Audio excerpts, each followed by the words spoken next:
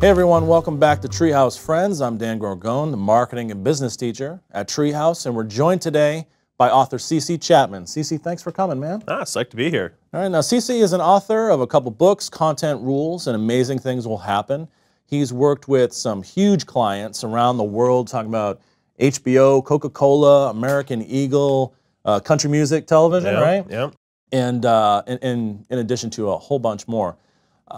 What we want to talk about today is your experience with your own companies and with these big companies as well. So can you tell us, how did you get started in this industry?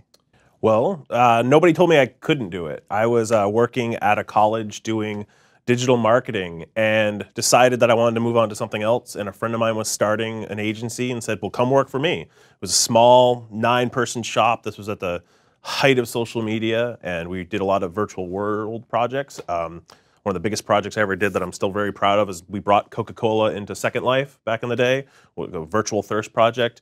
And after a little while, I realized, you know what? I want to start my own agency. So a friend of mine got together and we started the Advance Guard and just started doing it and working with clients and doing projects that we believed in, both from a creative standpoint, but also a strategic standpoint. And we just kept doing it. And it was one of those things where we were determined that we had the skills and the knowledge to do it. So we started doing it. No one told, you know, I have a computer background, a CIS degree. I don't have a marketing degree, but I knew enough about the industry. I had taught myself. We had done, you know, years of indie filmmaking and guerrilla stuff. So I'd done it before, but no one said I couldn't. That's what I always answer with.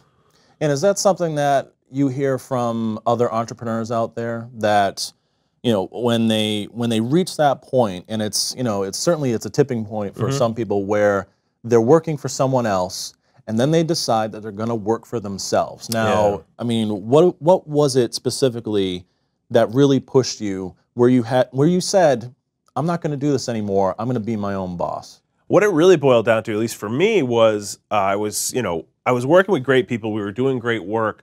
But what it came down to me was we got to a point where I had a different business take on things, you know, a different approach to whether it was getting clients or the way we went after new hires, everything. I just had a different approach to it. And the tipping point for me specifically was actually our agency was struggling. We were to a point where, you know, we were tight on cash and everything. And for me, I said, you know what? If I'm going to starve, I want to be the one responsible for the hunting, basically. I want to starve on my own terms. I didn't want to have to depend on anybody else. And that, for me, was the moment where I said, all right, I'm going to take the jump and do it. And it was scary. I didn't know what was, you know, 6 months from then, I could have been in a really bad place. But I was determined to hustle and work really hard to make it happen. A lot of our members are designers and developers. They are out there freelancing and consulting. They're starting their own business, or they're working with others, you know, on their own, just like you're talking about. One of those huge struggles is finding clients, right? So what was the experience like when you broke out on your own and had to get clients, and what are some of the tips that you can give to our members? It's my least favorite part of doing business. It really is. I am not a salesman. I don't enjoy that part of it. I really don't. I enjoy doing the work. So thankfully I had partners who enjoyed that part. But it's what it really boils down to, especially in today's world as a freelancer, is make sure your work is as good as possible, because, you know, old-fashioned word of mouth is still the best way to find clients. When somebody says, you know, hey, I need a designer, or I'm looking for a developer, you want to be the top of mind to as many people as possible. So where that plays into, you can't work with everybody, but you can, whether it's, you know, building a blog, or whether it's, you know, being out at events. The more people you know, the bigger your network who know your work, the easier it will be. But then again, I mean, you have to get out there and hustle. I mean, put yourself out there, you know, look for people talking about needing work, or, you know, if you see a site that you don't enjoy or you think could be made better, go up to the people and approach them and say, hey, have you ever thought about this? You know, it's going to be a lot of doors being slammed in your face sometimes. You know, it's not knocking on doors anymore. It's sending an email. It's not that hard. I mean, don't be afraid. Don't be nervous. And the only way you get better at it is doing it. Like with anything else. I mean, you have to keep doing it, keep doing it. I'm still working on getting better at it. Well, you know, you've worked with all kinds of different clients, big ones and small ones and everyone in between. But you know, from what I've heard from a lot of people, and I've worked with clients as well, is that two of the things that really make a huge difference are professionalism and preparation. Yeah. And when we think about working with clients, if we're not doing those things, we're really delivering just kind of a lousy experience, and we're not doing the best that we can do. I mean, what can you say about professionalism and preparation? Well, the thing I always talk about, I borrow a phrase from this CEO, Jason of GoRuck, who always talks about under promise and over deliver. You know, that's if it goes the other way, you're in trouble. But yeah, being a professional is critical, and that's not, you know, it doesn't mean you have to be in a three-piece suit all the time and carrying a briefcase. It's just conducting yourself in a professional manner, responding to inquiries in a rapid pace, you know, delivering a project plan that makes sense, hitting your milestones, doing things like simple things like that. Even, you know, I see it a lot with design and development, you know, because I hire web designers to do projects for me, and the real professional ones will say, well, here's the timeline, here's things I'm going to need from you, so I know what's expected of me. And that's critical because it is hard, especially in today's world where there are a million freelancers out there right now doing what you do. You might do it better, but how do I know? You know, everybody's got a website. Everybody says they do all this great stuff. Everybody has that great client list they say they've done great work for, but how do you actually know? And it's really quickly, especially if it's just over email, you've got to be, that's hard to the professionalism, you know, and if all of a sudden they say, hey, can we get on Skype and talk, which is what I usually do before I hire anybody, you know, you can instantly tell that professionalism quickly, you know, if I'm talking to you and you happen to, you're in a Starbucks yelling and screaming or, you know, that's nothing wrong with that, but be careful about it. Yeah. So, I mean, you mentioned a few things that can really set some of these people apart. I mean, designers and developers know that, you know, they're all kind of fighting over those same SEO keywords, you know, when people are searching for, you know, best designer in this town or best developer or this particular type of project that clients are looking for. So it's kind of, you know, you need something that is going to set you apart from, you know, all the fish in the sea. So, I mean, when it comes to pitching big clients and approaching those, because, I mean, we can do stuff for our friends and family and, you know, the guy down the street, but when it comes to Coca-Cola or HBO or those guys, how do you even get close to those guys? How do you pitch them? How do you get involved with them? My best advice, especially for your audience, is, you know, HBO or Coke are never going to go to a freelancer. They're just not going to. What they're going to do is they're going to have their agency is going to come to freelancers. And what's tricky about that, because the bigger the company, the more agencies they probably have. In today's world, even sometimes this is going to sound so crazy, but they'll have a traditional media agency, a digital media agency, sometimes a social agency, and it's like, I still don't get why they have all them, but it's true.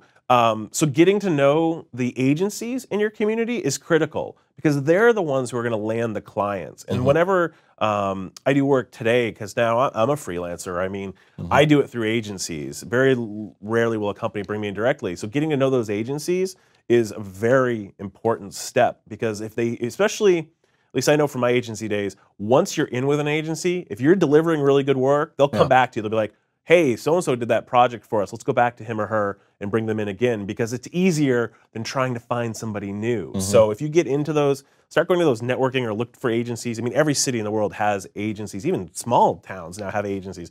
Find them and get to know them because it's a great way to get in because they'll deal with all the red tape. They'll just hire you for, I need your skill set for this, go. And that's, if you can get in, you're golden. So working with big clients, what are the expectations like when you're working with big clients? Because big clients, small clients, there's definitely an expectation from them for you on what you should be delivering. I mean, I can imagine with some of the big clients, you're talking about timelines that could be much longer or much more in advance of whenever, you know, this particular project will launch. What are the differences between the bigger and smaller projects and their expectations of someone that's coming in? It's an interesting question because it depends on the client, of course. I mean, obviously it depends.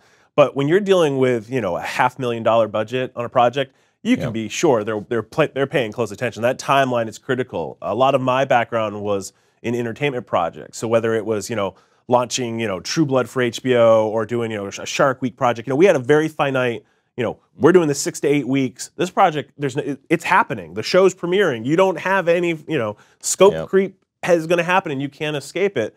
How are you going to deliver? So it's very, the level, the bar is raised. You've got to really step up your game. The other thing too is realize that sometimes with bigger clients, one of the downfalls or the troubles with it is they've got more red tape. They've got more lawyers. There's more departments that have to approve. If you're working with a smaller startup or a smaller or a nonprofit or something, they don't usually have that many hoops to jump through. You know who to call to get the answer. And the biggest drawback, especially on things like design and development, is there's usually more people that need to say, yes, that looks right, with a bigger company. So thus, you've got to be ready for that timeline of, you know what, that approval that you asked to have done in 2 days ends up taking 5, and of course that pushes off all. That's why having a good project manager or having those good project management skills is critical with working with a bigger client. So, your personal experience, do you have a preference? Bigger clients, smaller clients? I know, bigger risk, bigger reward. But you know, I know there's a lot that you like about working with those smaller companies, people just getting started, or you know, kind of a more intimate relationship you can have with them. I mean, do you have a preference? It goes back and forth. I mean, don't get me wrong. We all love having those big clients on our resume. You know, it's hot to say, you know, a big client X. That feels good. Plus, it's good. It's good for your business. Plus, I'll answer it this way. I prefer to work with a company who's willing to do the project right. And I don't care if they're big or little. I've worked with them both where they say, I'm paying you to do this. You say, this is how it's done, and they actually listen. Sometimes they don't. Even though they pay you, they're like, no, we're going to do it this way. And that drives me nuts. But I do love, I mean, you know, I've got a passion for the nonprofit sector, for the education, for the little startup that's trying to save the world. Those hungry, if the company's hungry to do that project, those are the ones I love doing it for, because there's less headaches and they're willing to let you do that stuff. But then on the flip side, I remember working with Coke, which is the biggest brand in the world. We were thankfully, the department we were working with was willing to let us do what we wanted to and innovate. And it was really, I mean, I'm still friends years later with the manager who's no longer at Coke, but we're still good friends because we built that friendship. So anytime you can get to that level, and that takes time. But if you can work with a client who actually puts some trust in you, and you know that takes a lot of back and forth, and you've got to earn that trust, especially when you're talking about, you know, big checks coming your way. You've got to balance that out. Yeah, that was going to be my next question too. Is how do you maintain that relationship? Because I know that, you know, if you hook a big fish, right, and you successfully complete a project, the idea is, well, I mean, if we do one project well, maybe we can do some more, maybe we can do some, you know, go bigger budget, bigger project.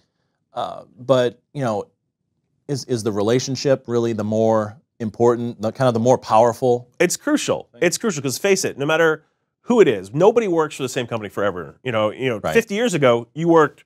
You know, our parents worked at one company their whole life. Today, whoever you're working with is going to go someplace else. And the other thing too is related to this is it's not just the person you're working directly with; it's all those underlings as well. I mean, there's been people who have been interns on projects who later go on to launch their own companies. Stay in touch with everybody, you know? I mean, send an email once in a while, say hello, you know, just you know, hey, just checking in. I mean, I know, you know, I go to events and I see people, hey, what are you working on? Stay in touch because you never know when that person's going to come back and say, oh, you're still doing that? Oh, well, I didn't know that. And plus, it still happens to this day, especially in the design and development field. People are going to ask about, hey, who do you use? Who did your website? I do it all the time. I have people I stay in touch with, but you know, recently I was looking for a new web design, and I actually asked my friends. I put it out there. I said, hey, who are you using? And I had a bunch of different. So relationships are crucial. Keep those up. I mean, don't just, you know, do the project and then run away. Even if it goes bad, stay in touch. It's a little different approach, but stay in touch with everybody. So for those people out there, whether they be designers or developers or really anyone that has considered starting their own business. You've been through this you know, a few times. What kind of words of advice do you have? Is there like one thing that you wish you could have told yourself the first time you started a business? Or is there just one thing that if you don't do this, you are just going to be in for trouble? I guess figure out what it is you like doing. Or actually, worse, figure out what you don't like doing. Figure out what you like me, I hate the numbers. I hate them. I hate Excel spreadsheets. And thankfully, find a business partner, find someone to work with you who likes those things. It's crucial because there's going to be things you just don't like doing, and starting a business is hard. It's long hours, it's lots of hustling, it's a lot of work. So figure out what you don't like doing. And then on the flip side too, be ready for growth, and realize that growth is the scariest thing, because to grow, you have to spend money, you start hiring people, and you're like, but whoa, we got to protect our bank. That's the scariest part. The first time we did that was the scariest move ever, and I don't think people realize just how scary. It sounds exciting. Ooh, we're hiring people. But that brings all kinds of new taxes, and finally, make sure you have a good lawyer and a good accountant. You cannot go wrong. Make your lawyer and your accountant your best friends in the world, because they're the ones who are going to keep you out of jail, and they'll keep you out of trouble and headaches. And so make sure you have a good one of both of those. So you recently started a new company the end of last year, the Cleon Foundation. And I know that this is a much more personal sort of mission for you. Can you tell us about the Cleon Foundation, why you started it, and what your hopes are? Yeah, so the Cleon Foundation is a company we're focused on making the world a better place through creativity. That's a big goal. But what I want to do is, I realize that companies of all sizes need to be socially responsible. They need to give back to their communities and the world around them. So the Cleon Foundation's goal is to go into companies and teach them, motivate them, and figure out what works for them. So going into big companies and developing a social responsibility program for them, a social good program for them. But then on the flip side, working with those small nonprofits who are, whether it's a solar company or a BioLite stove, or people making the world a better place. I mean, I went to Ghana last year with the One campaign, and I saw poverty to a level I'd never seen, but I also saw amazing opportunities out there in the world where little changes, whether it's getting sustainable energy, whether it's getting better vaccines and global healthcare, whatever it is, there's all these things going on. And so I wanted to start I debated, is it a nonprofit, is it a company? And enough people said, CC, no, make it a company, so people can hire you to help them make the world a better place. And it's exciting. It's only a couple months in, and I'm just starting, and we'll see where it goes. But I'm determined to make it work. I named it after my grandfather, and when I started it, she said, "Is this another 2-year project, 3-year project? What is this?" Having been through this before, I said, "No. This is the legacy. So I have to make it work." But I'm excited about it. Nice. So how can we follow you? How can we follow the Cleon Foundation and learn about what you're doing? The easiest place is cc-chapman.com. That's where I am online. There's links to everything there. It's cleonfoundation.com. It's CLEON foundation.com. But cc-chapman is the easy way, or cc_Chapman on Twitter. All right. Very cool. Thanks for coming, man. Thanks for having me. Thank you. Author C.C. Chapman, author of Amazing Things Will Happen, and founder of the Cleon Foundation. Thanks for joining us once again here on Treehouse Friends. See you next time.